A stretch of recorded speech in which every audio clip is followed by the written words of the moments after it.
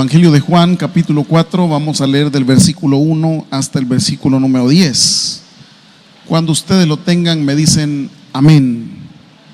Evangelio de Juan, capítulo 4, versículos del 1 al 10. ¿Lo tenemos, hermanos? Dice la palabra del Señor: cuando pues el Señor entendió que los fariseos habían oído decir: Jesús hace y bautiza más discípulos que Juan, aunque Jesús no bautizaba, sino sus discípulos, salió de Judea y se fue otra vez a Galilea, y le era necesario pasar por Samaria. Vino pues a una ciudad de Samaria llamada Sicar, junto a la heredad que Jacob dio a su hijo José, y estaba allí el pozo de Jacob. Entonces Jesús, ¿qué dice? Cansado del camino, se sentó así junto al pozo. Era como la hora sexta. Vino una mujer de Samaria a sacar agua, y Jesús le dijo: dame de beber, pues sus discípulos habían ido a la ciudad a comprar de comer. La mujer samaritana le dijo: ¿cómo tú, siendo judío, me pides a mí de beber, que soy mujer samaritana? Porque judíos y samaritanos no se tratan entre sí. Y leemos todos el 10. Respondió Jesús y le dijo: si conocieras el don de Dios y quién es el que te dice dame de beber, tú le pedirías y él te daría agua viva. Padre, esta escritura que pueda servirnos a muchos que estamos cansados, Dios, de tanta circunstancia, a muchos que estamos sedientos de felicidad, sedientos de alegría, sedientos de plenitud.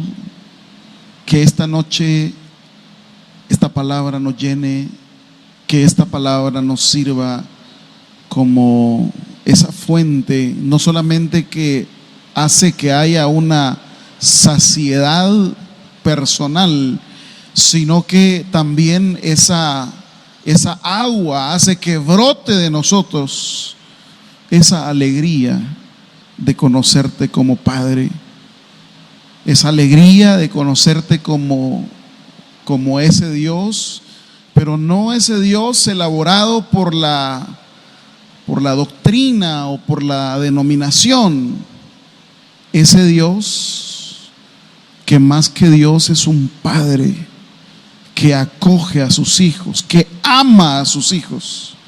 Háblanos al corazón, Señor, te lo pedimos en el nombre de Jesús. Amén. Siéntense, amados hermanos.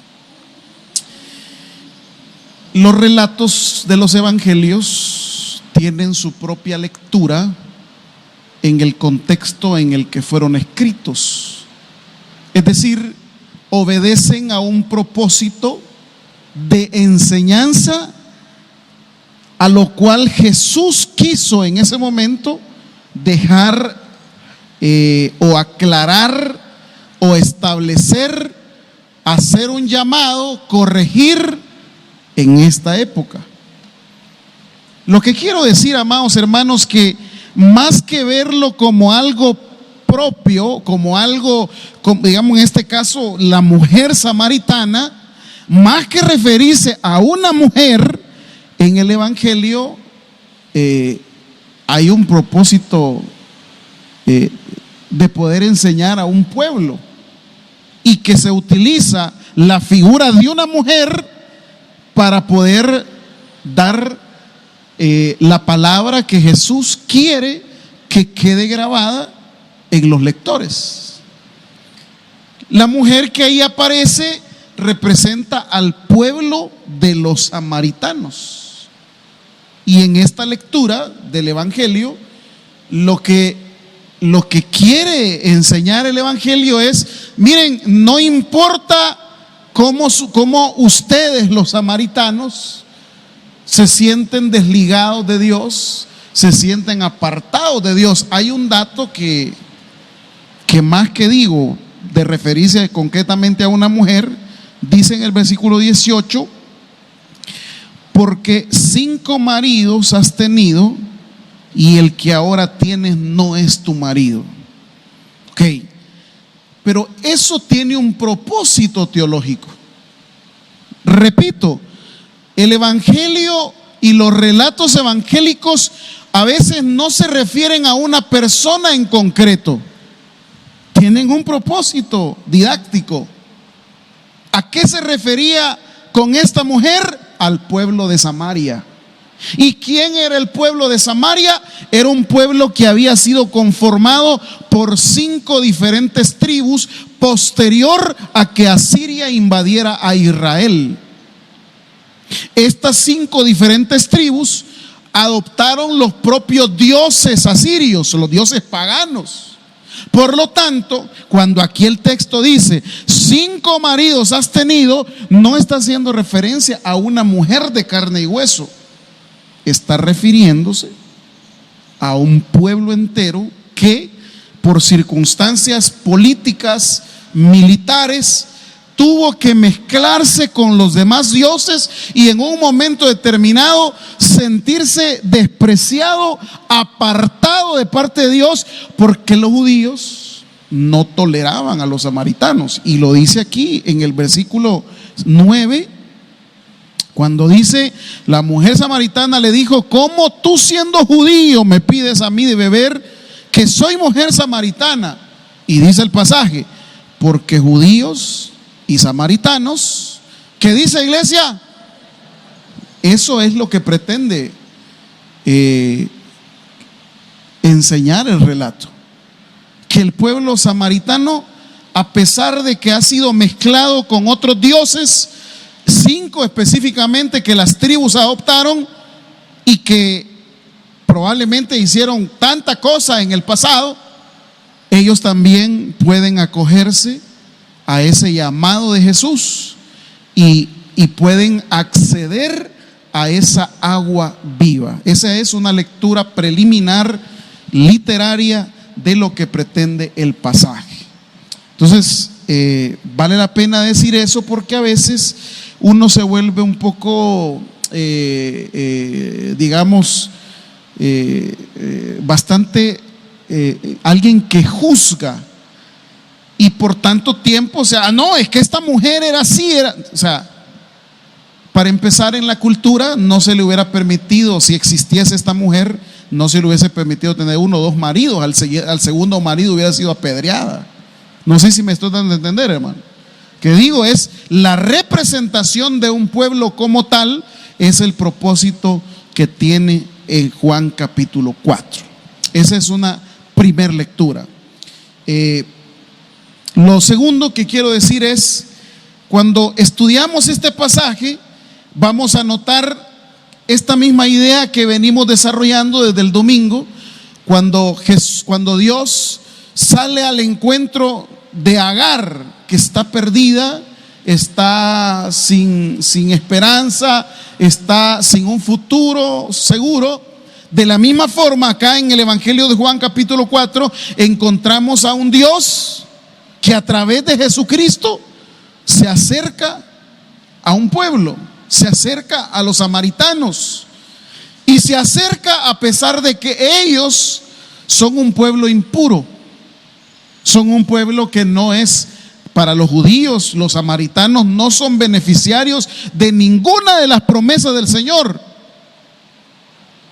pero sin embargo en el pasaje vamos a encontrar a ese Dios que siempre tiene el propósito de encontrarse con los hombres para poder ayudarles a mitigar esa sed que tanto tienen.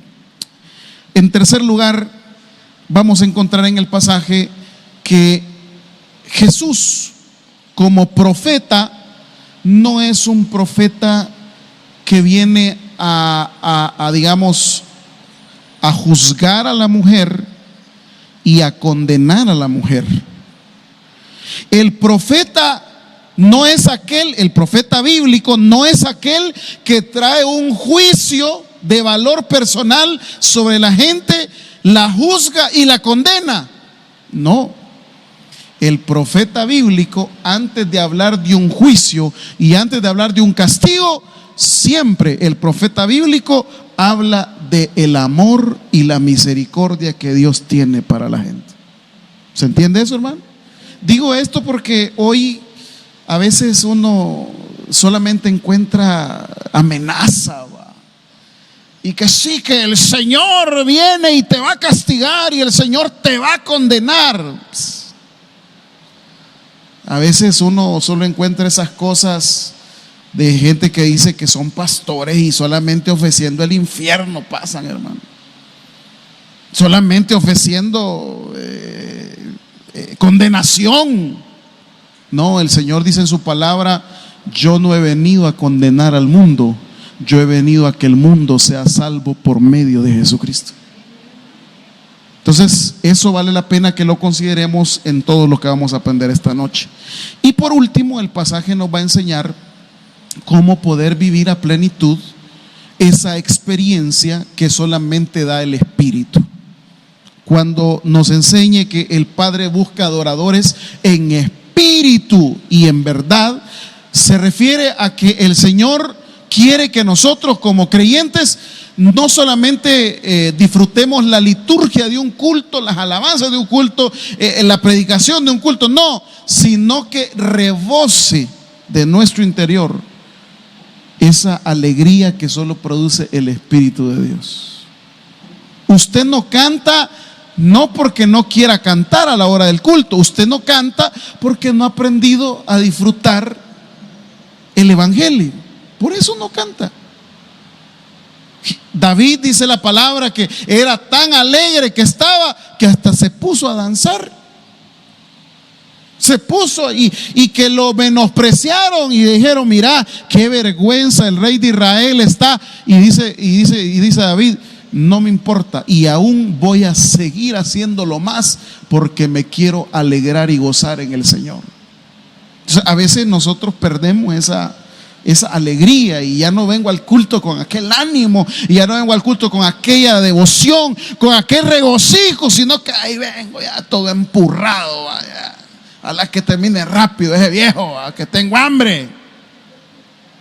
No, hermanos, hay que aprender a deleitarnos, así como cuando alguien enciende la televisión para ver un partido de fútbol, se reúnen los fines de semana: hey, vamos a ver el partido, no sé qué, y aunque siempre pierde el equipo, pero la alegría de ir a verlo. Cuando la hermana ahí dice en la noche: hoy van a dar la novela que he estado esperando, la serie que he estado, y se reúne con esa alegría. Si usted puede alegrarse con algo tan digamos, solamente que tiene que ver con entretenimiento, ¿cómo no venir a gozarse y a disfrutar de la presencia de Dios que está en su corazón y que le ha dado salvación? Entonces, eso es lo que el texto pretende. No teniendo nada más de introducción, quiero hacer énfasis en ciertas claves de lectura que aquí el texto mismo nos lo va a ir diciendo. Lo primero está en la parte de todo lo que Jesús hace. Ahí dice el pasaje que tenía un problema de que bautizaba, que sus discípulos eran los que bautizaban, él no bautizaba. Versículo 3: salió de la región de Judea, se fue otra vez a Galilea, le era necesario pasar por Samaria, vino a una ciudad de Samaria llamada Sicar, junto a la heredad que Jacob dio a su padre. Estaba ahí el pozo de Jacob, y entonces Jesús, y aquí viene la primera clave de lectura. ¿Cómo está Jesús? Dice el pasaje. ¿Por qué? ¿Por qué el Evangelio presenta a un Jesús cansado? ¿Por qué teológicamente ahí está la expresión que Él está cansado? Porque podría haberlo presentado con ánimo, como por ejemplo hay otros evangelios que lo presentan a Él como alguien muy activo. Se levantaba de mañana antes que el sol había salido. Lo presentan a un Jesús que dice el evangelio, por ejemplo, hasta esta hora yo trabajo porque mi Padre trabaja. Así presentan a Jesús algunos textos de los otros evangelios. Lo presentan como hombre vigoroso, lo presentan como alguien que siempre le dice a los discípulos: vamos. Allá en el huerto del Getsemaní, dice el Evangelio de Marcos, estaban orando y en la madrugada los discípulos se durmieron, pero sin embargo Jesús les dijo: vámonos. Lo presentan muy activo. Lo presentan una persona muy activa, en el sentido de que no se cansa. Pero ¿qué propósito entonces tiene el Evangelio de Juan para presentar a un Jesús cansado del camino? ¿Qué propósito tiene para presentar a Jesús como alguien que también es un ser humano que se cansa? Y no quiero indagar yo en los propósitos teológicos ni doctrinales, que aquí es la parte humana de Jesús, que no. Quiero detenerme en el hecho concreto textual. Está cansado. Y se presenta como un cansancio físico, pero su contraparte, que es el personaje que va a representar al pueblo samaritano, también está cansado. No más que el cansancio de Jesús es físico y el cansancio de la samaritana es un cansancio emocional, es un cansancio existencial. Y entre cansancio de Jesús y entre cansancio de la samaritana también está el cansancio nuestro. Y Jesús en esta noche, a través del Evangelio, también nosotros tenemos algo de cansancio. ¿Qué nos tiene cansados a nosotros esta noche? Porque lo que va a presentar el pasaje son dos cansados. Es decir, cómo alguien se presenta cansado, que va a comprender el cansancio humano, y cómo va a mitigar ese cansancio a otra persona, y perdone la redundancia, que está cansada también, no más que su cansancio es más profundo. ¿Cómo se mitiga el cansancio? Tomando agua. ¿Cómo se mitiga la fatiga? Bebiendo agua. Pues precisamente es todo lo que el texto va a enseñar. Pero volviendo al punto, hacer un inventario en esta noche de todas aquellas cosas que a nosotros nos tienen cansados. ¿Estamos cansados de tanta tristeza? ¿Estamos cansados de tanta soledad? ¿Tenemos sed como esta mujer? Una sed que tiene que ver con la sed de ser feliz, la sed de tener plenitud, la sed de anhelar algo que yo siempre he querido. Jesús esta noche, a través de la palabra, nos dice: Él está cansado. Y nosotros también podemos interiormente hacer un inventario de todas aquellas cosas que nos tienen cansados. Miren, hermanos, el ser humano se cansa de ciertas cosas. Vive cansado por diferentes circunstancias, y usted ya no da, y usted ya no puede más. Pues para usted es este sermón, porque el cansancio físico lo puede mitigar con el agua que ingerimos en nuestro cuerpo, pero el cansancio del alma, el cansancio espiritual, esa solo se puede mitigar con el agua de vida, y esa agua de vida solamente la da el Dios Todopoderoso.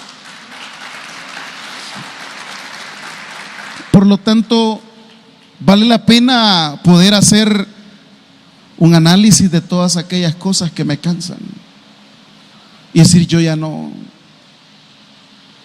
Otro año más, otro mes más, otra década más. Es tiempo que el Señor sacie ese cansancio que usted tiene, porque el cansancio lo que hace es hacerlo a usted una persona que ya no puede seguir adelante, porque está cansado. ¿Sabe usted que en la psicología industrial enseñan el hecho de que una persona es menos productiva cuando trabaja los 7 días a la semana que cuando trabaja solamente 6 días a la semana? Incluso los estudios en Europa han llegado a tal magnitud que hay ciertas empresas que les permiten en los países desarrollados hacer que los seres humanos solo trabajen 5 días a la semana y descansar los otros 2 días.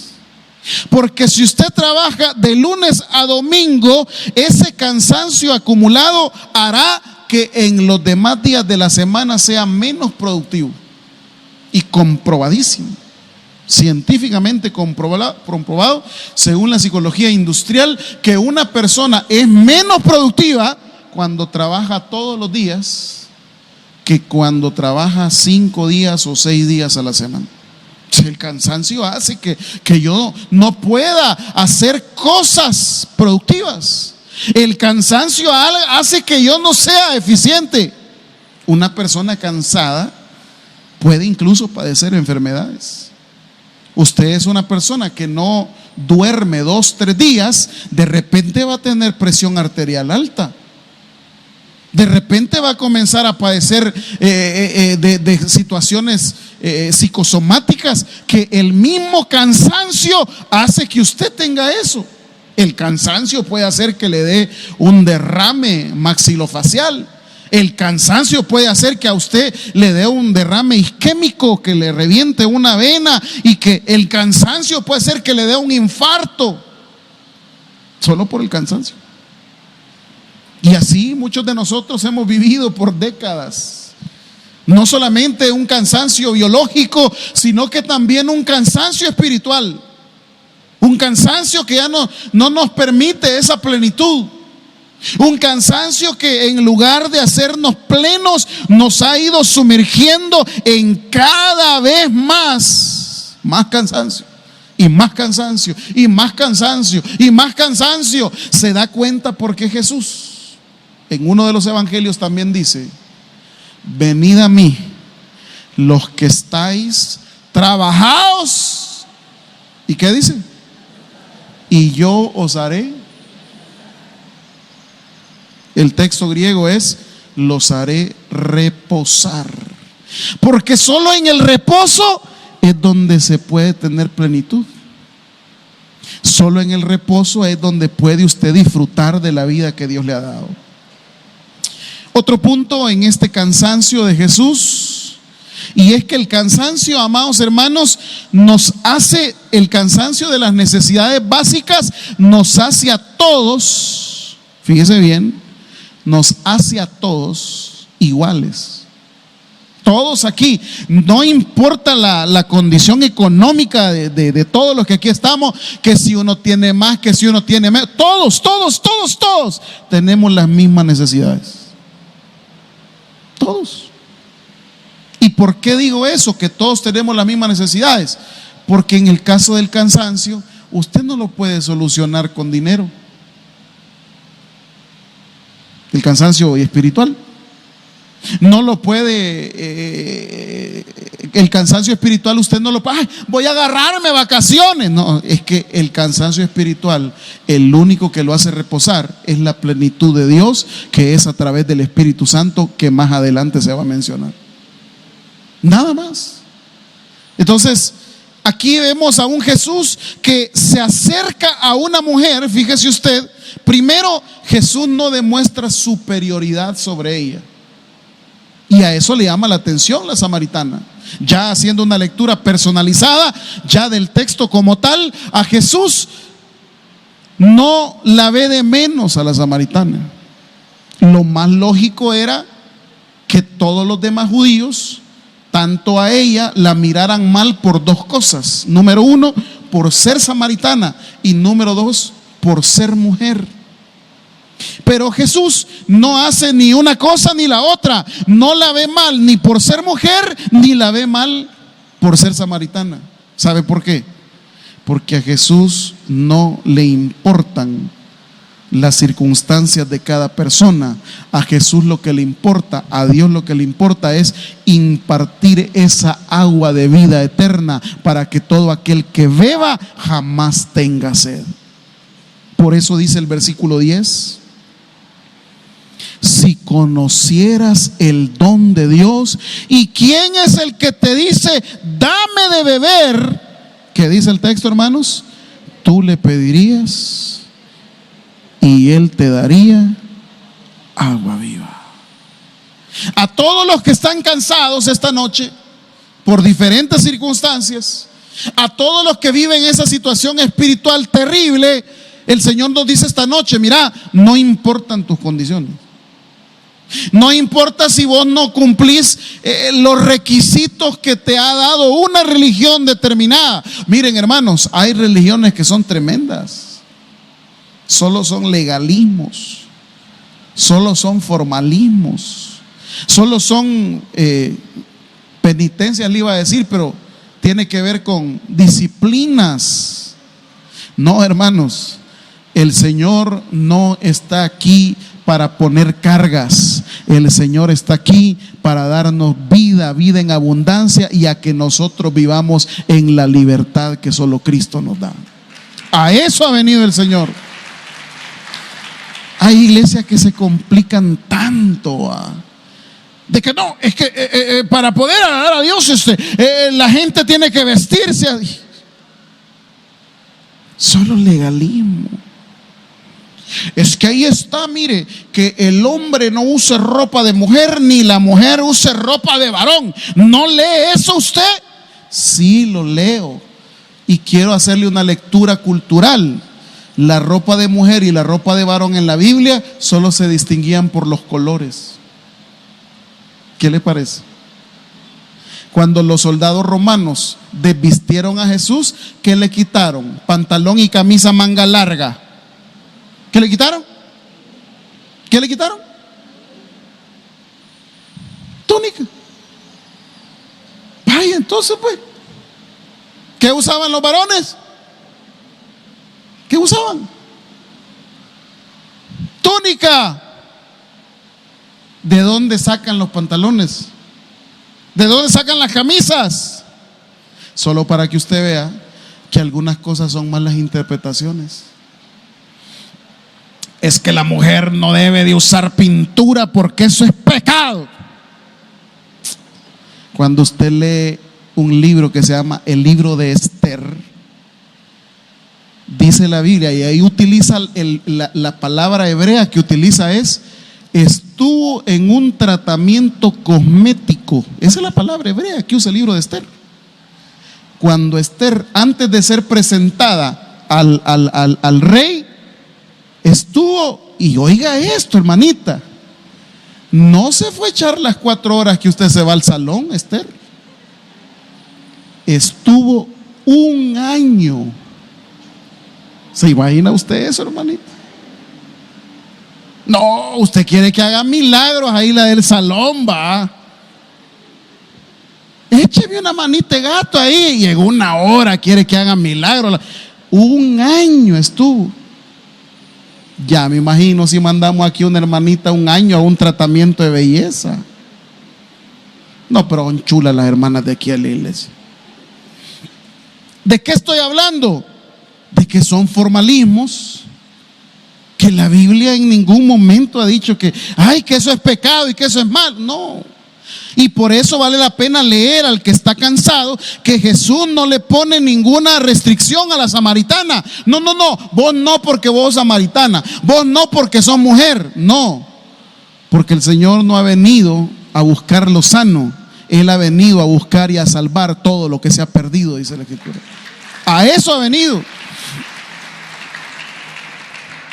Y la mujer accede a esa invitación. Por eso dice el versículo 15, la mujer le dijo, ¿qué le dijo la mujer? Dame de esa agua. Yo quiero eso. Quiero disfrutar eso. Porque ella está acostumbrada que las cosas cuestan. Por eso le dice, mira, le dice, ¿cómo es que vas a sacar agua? Si el pozo es hondo, ¿y cómo lo vas a sacar? La mujer sabe que requiere un esfuerzo. La mujer sabe que en la vida nada es gratis.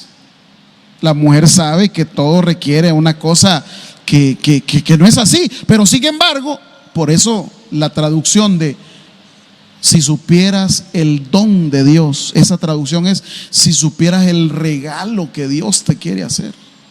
Y voy en la segunda idea del texto 17. Respondió la mujer y dijo, no tengo marido.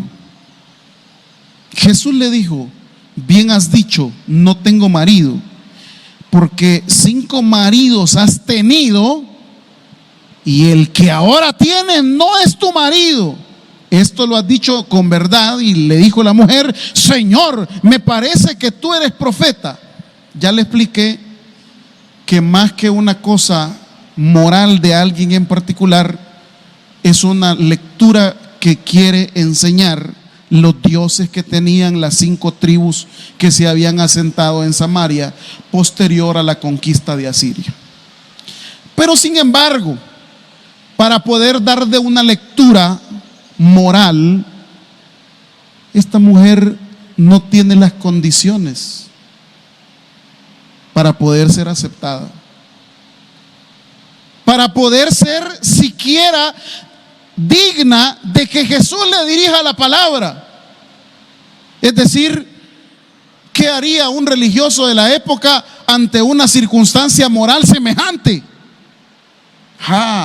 Una circunstancia moral semejante hace que un religioso diga: uy, no te acerques a ese hermanito porque ese hermanito es pecador. No te acerques a esa hermanita porque esa hermanita es pecadora. Eso haría un religioso de la época.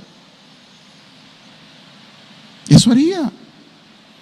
Un religioso de la época no hubiese dejado ni siquiera entrar a la iglesia a una mujer con semejante currículum. Y ahí andamos como que somos policías, hurgando la vida de la gente, buscándole a la gente un defecto, un problema.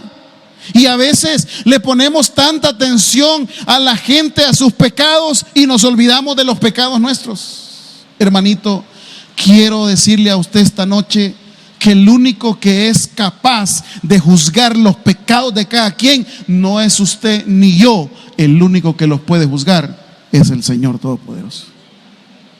Pero no lo digo de manera retórica, lo digo para que usted no se ande metiendo en la vida de gente que a usted no le incumbe ni le importa. Usted no conoce la historia de cada persona. Usted no conoce la realidad de cada persona. Claro, es muy fácil hacer un juicio de valor sobre alguien, pero ¿por qué no escucha la otra contraparte? ¿Por qué no oye la otra realidad? Por eso cuando llevan a aquella mujer en el acto del adulterio, dice la escritura, y la llevaron lista para ser apedreada. ¿Y por qué no llevaron al hombre? ¿Por qué no lo llevaron también? ¿Y por qué no llevaron a los que estaban viendo ese acto, que era peor? ¿Me explico? Si hablamos de moralidad, el único que puede juzgar la moralidad es Dios. Porque hay gente, quiero decirle, amados hermanos, que en las iglesias vive juzgando a los demás, sabiendo el corazón podrido que tiene por dentro. No, usted no conoce la historia. Usted no conoce la realidad de cada quien. Claro, pero el morbo, el chambre, va. Y de verdad vos, no te creo. Sí, hombre, mirad. ¿Qué hace Jesús? Al darse cuenta del currículum aquí de la samaritana, ya no le habla más. La pone en disciplina. Hermanita, mire, a partir de hoy, le dijo Jesús, ya no va a poder ni siquiera venir aquí al pozo. ¿Sabe que no hace eso Jesús? Porque Jesús lo que hace es que comienza a dialogar. Y a esta mujer no le ofrece piedras ni palos, ni tampoco el infierno. A esta mujer, como a todos nosotros que somos pecadores, lo único que nos ofrece es el amor y la misericordia de Dios. Eso es lo que hace Jesús. Increíble, porque un religioso de la época diría: ¿qué le vamos a hacer a esta mujer? No, papá, apedriémosla. No. Cuando Jesús se da cuenta, porque ya lo sabía, aquí dice el texto, mire, en el versículo 19: Señor, me parece que tú eres profeta. Jesús ya sabía quién era la mujer, ¿cierto? ¿Y por qué le está ofreciendo el agua de vida si no es digna? ¿Por qué le está ofreciendo el agua de vida si no cumple con los requerimientos ni religiosos ni morales, ni los estándares que la religión demandaba? No cumple. Como también, lamento decepcionarlo, ni usted ni yo cumplimos ningún requerimiento. Ninguno. Como leímos el otro día, que no hay justo ni aún uno. Es más, si quiere busquémoslo, Romanos 3, que veo algunos bravos ahí, que lo veo bien santulones. Con la palabra le vamos a callar a estos hermanitos. Romanos 3:10. Ay, no, vos, pero la hermana Chepa es una santa. Ay, no, pero el hermano Agapito, si él no quiebra un vaso. Usted no sabe, hermano. Caras de hermanos vemos y sus historias no sabemos. ¿Siguen aquí, hermanos? Ya se quieren ir, va. Versículo 10 de Romanos 3. Como está escrito, quiero que lo lea conmigo. Como está escrito, mire a su vecino y dígale, como está escrito, no hay justo, ni aún ni uno. Y yo, tanto santo que veo aquí, tanto ángel, si esto parece ya el cielo de tanto querubín. Ni el que está arriba, pastor, ni este de aquí, hermano. Aquí va a caer el rayo primero. El único justo entre nosotros es Jesucristo. Él es el único justo. Por esto este texto de Romanos se complementa con aquella intercesión de Abraham cuando llegó a Sodoma y Gomorra. Y también el texto de Sodoma y Gomorra no es un juicio contra la moralidad sexual. Ezequiel habla de que el juicio de Sodoma y Gomorra es a causa de que no fueron hospitalarios. Hay muchas cosas que a veces nos dejamos ir en la Biblia porque oímos. No, lea el texto. Lea el texto. Y el texto ahí de Génesis 18 es: Abraham intercede por la ciudad y le dice: habrán 50 justos, habrán 40 justos, habrán 30 justos, habrán 10 justos. Y el Señor le dice: no hay ni uno. Y desde allá del Génesis hasta el Nuevo Testamento no se encontró ninguno. Y desde el Nuevo Testamento hasta el año 2023 todavía no hay. Siga leyendo. 11, no hay quien entienda, no hay quien busque a Dios, todos se desviaron a una, se hicieron inútiles, no hay quien haga lo bueno, no hay ni siquiera uno. Versículo 18, Romanos 3:18. No hay temor de Dios delante de sus ojos. Versículo 23. Por cuanto, dice el griego, todos, y todos son. Aquí no vale la abuelita tan santa. Todos pecaron y están destituidos. Volviendo a la idea de la samaritana, ella no cumple los estándares morales. Ella no cumple los estándares religiosos. ¿Y qué le dice Jesús? Juan 4:21.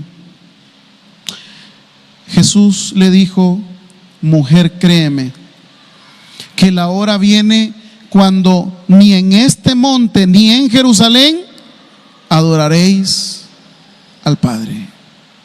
Vosotros adoráis lo que no sabéis, nosotros adoramos lo que sabemos, porque la salvación viene de los judíos. Mas la hora viene, y ahora es, cuando los verdaderos adoradores adorarán Adorarán en espíritu y en verdad, porque también ¿quién? Versículo 24, Dios es espíritu y los que le adoran en espíritu y en verdad es necesario que le adoren. Yo quiero que vean este cambio teológico aquí en Juan 4. En el versículo desde el 20 en adelante, la propuesta es que se adora a Dios o en el monte Garizim. Ese es el monte que ahí se menciona, el monte Garizim, o en Jerusalén, pero se adora a Dios. Pero el texto va a introducir una nueva expresión y ya no va a hablar únicamente de adorar a Dios. No, usted lo leyó conmigo. ¿Cómo termina el versículo 21? ¿Adoraréis a quién? Al Padre. Versículo 23, mas la hora viene y ahora es cuando los verdaderos adoradores adorarán ¿a quién? Ya no es Dios. En el sentido teológico cambia, porque el Dios que la religión ha construido es un Dios que demanda, es un Dios que pone reglas, normas. Pero aquí a la mujer Jesús le dice: no, llega el momento en que vas a adorar ya no a ese Dios, porque vos cuando sacies tu sed, cuando quites tu cansancio, ya Dios ya no es un ente religioso. Dios se tiene que convertir ¿en qué? ¿En qué? En un Padre. Y cuando usted lee esa palabra, miren, fíjese que nuestros hijos pueden hacer la peor locura y la peor travesura que puede haber, que a usted le dan ganas de estrellarlos en la pared. ¿Y qué hiciste, mono? Pero en el momento de enojo. Pero ¿y después? ¿Qué hace usted con sus hijos? Los abraza, va. Venite, papito, venite, mamita, porque es su hijo, pues. Y aunque haya votado todo lo que haya votado, aunque haya hecho la peor locura, es su hijo. Claro, se va a enojar un ratito, pero ya después a uno risa le da y en mente dice: yo hacía peores cosas a tu edad, bicho. Ese es Dios. No es un Dios que está buscando su peor error para castigarlo, y te voy a mandar al infierno. Es más, le tengo una noticia y se la dejo de deber. Busque la palabra infierno en la Biblia, cuántas veces aparece, y busque la palabra amor y compárelas. Busque la palabra infierno en el Antiguo Testamento, ahí se los dejo, ahí estudian, oiga, para que se dé cuenta que más que condenación, que más que castigo, está el amor y la misericordia de Dios, aunque no la merezcamos. ¿Cómo puedo encontrarme con esa misericordia? Me encantó cuando dice en el versículo 21: ni en este monte, ni tampoco en Jerusalén. Es decir, Dios no solamente lo podés encontrar en una iglesia o en una capilla, no, o en una catedral. A Dios lo podés hallar en el hospital, lo podés hallar en la sala de cuidados intensivos, lo podés hallar en la calle, lo podés hallar en la cárcel, lo podés hallar en el área laboral, en la cocina, en cualquier lugar, porque Dios está en todas partes. Para encontrarte con Dios no necesitas ir a Roma a ver al Papa, ni tampoco ir a Jerusalén. No, Dios no está ligado a un lugar. Dios está en todo lugar en que el ser humano le invoque, en todo lugar.